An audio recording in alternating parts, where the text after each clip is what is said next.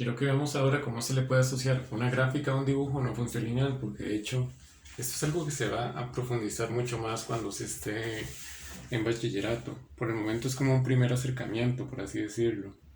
En ese sentido no voy a explicarlo tan a fondo, porque lo que hay que saber hacer en esta parte en la prueba es algo bastante sencillo, es básico.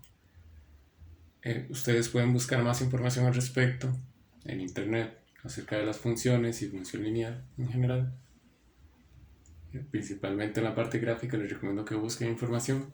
A esto, por ejemplo, se le llama función lineal porque a esa ecuación se le asocia eh, una línea recta como figura.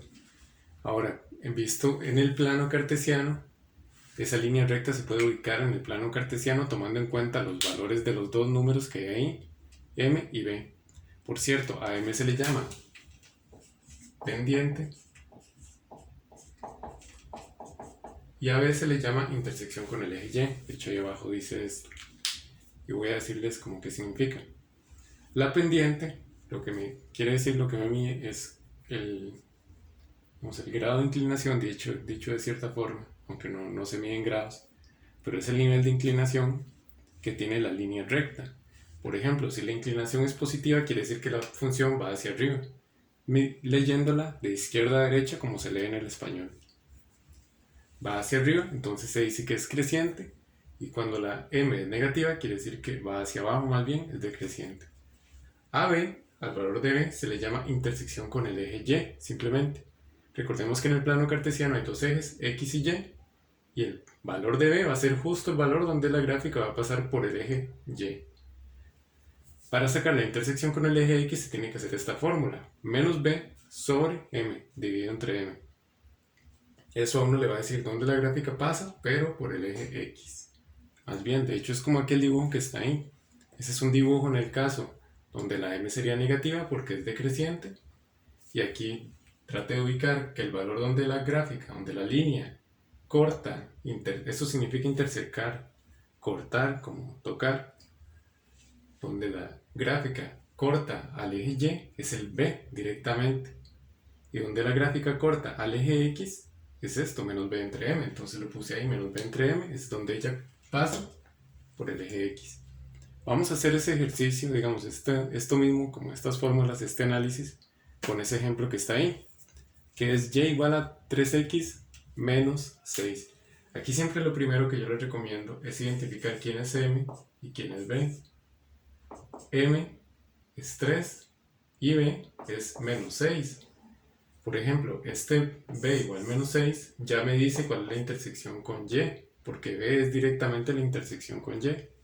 Quiere decir que en y la gráfica pasa por menos 6. Recordemos que esto es de como una recta numérica, abajo está la parte negativa, entonces no tiene que ser un dibujo para nada exacto a la hora de practicar esto, por ejemplo, en nuestro caso,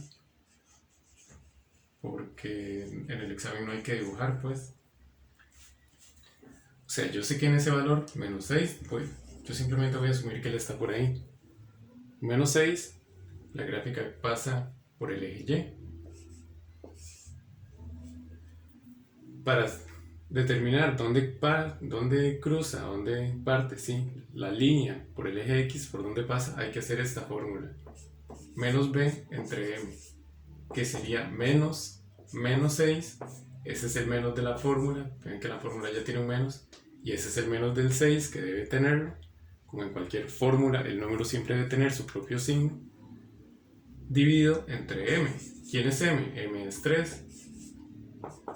Aquí recordemos que cuando hay menos y menos se transforma en positivo. Y 3 entre 6 sería 2.